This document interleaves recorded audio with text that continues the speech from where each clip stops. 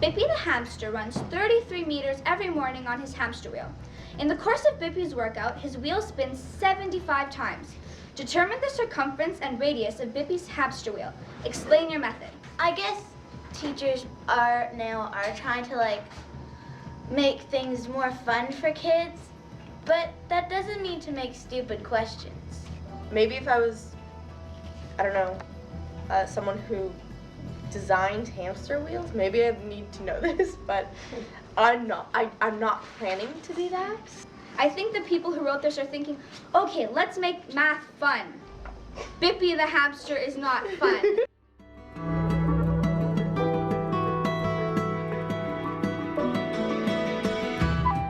Real life math is not about finding the volume of the ravioli can in the cupboard, or slicing up your pizza into a bunch of fractions, or finding the diameter of coins in your pocket. Those are real things, but they don't contribute in any meaningful way to understanding the real world. If you want students to be empowered to make the world a better place, more fair or more kind, you really need to talk about real life content. Poverty, homelessness, hunger, power, capitalism, democracy, distributive justice. Those are the things that students need to be thinking about, and they need math to do it. I remember that the figures were kind of scary, and that how much it mattered what race you are, because I didn't really know that happened so much, about the death penalty and your race in the United States and stuff. I thought it was sort of exciting because it felt like real work. I think lots of times, working just out of a normal math textbook, it's not as it doesn't feel like it counts for anything, and it just feels useless and irrelevant and stuff. But when you're focusing on something important like gay pride or something like that, that everybody should know about, even if you're in grade 4, you should still learn about stuff like that. And I thought it was really exciting to do it, and it made the math a lot more interesting.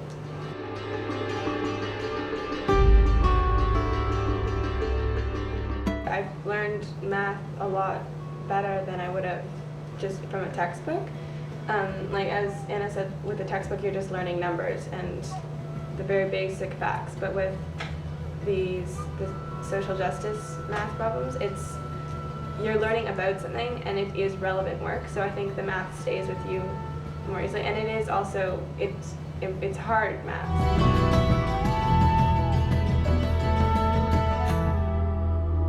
I think they're perfectly logical in terms of their paradigm.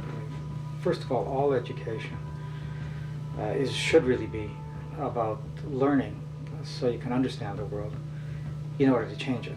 In other words, there is something wrong that you want to address. So the issue of justice and of understanding the world should be in every course, including in every math course.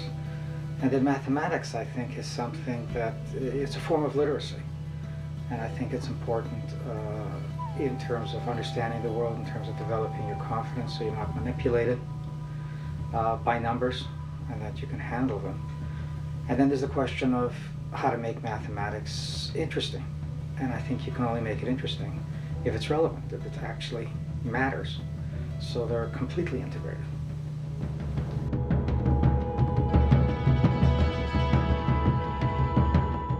The book Math That Matters is a compilation of 50 lessons linking math and justice, so that you yourself don't have to be an expert in social justice issues to get started. You only need to care. It's okay to bring up an issue and then find the statistics, and maybe that's even better, that you don't know exactly how to answer their questions, and say, well, if you have a question, yeah, that's a good question. I wouldn't know how to answer that. Maybe you can help me with that, or let's do some more research.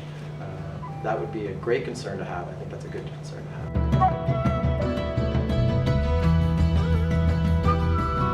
I think it's great that we learn about child abuse and what companies use sweatshops, because right now at this age you're more vulnerable to buy something because the media tells us it's going to make us look great. And I think if we learn about this now, we can tell other people that, hello, it's making you look great, but it's hurting somebody else too. I don't think it's too early to learn about these things. It's never too early to learn about these things. I mean, obviously you're dealing with 13-year-old kids, and you want to be sensitive to how you raise them, how you raise these kinds of issues. But I think the larger danger is that if you're not raising these questions, what people learn from their daily experiences is to give up hope that things can't be changed. The point of actually getting into these discussions is that people learn to debate with each other. They learn to have different views. They learn to think, and therefore you're creating people who actually think in terms of possibilities and have some hope. And I think that it's quite the opposite. I think that what an education system that doesn't want to talk about issues and actually has contempt for kids in terms of their ability to deal with these things, that's what creates cynics.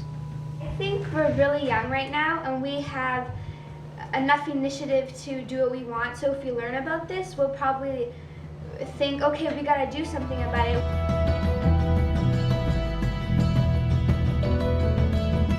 The notion of politics should be left out of the classroom is a way of saying that we shouldn't understand society, and that education isn't actually about coping with the real world. The education is somehow just training so we fit into the world as it is. If we really think of education as developing our capacities so we can really understand things, which means seeing through things as they appear and getting to what they're really like, then all education is learning, and all education is political. If you want to understand the world, you have to understand power relations, social relations, possibilities. So all education has to be, if it's not going to betray the idea of education, it has to be political.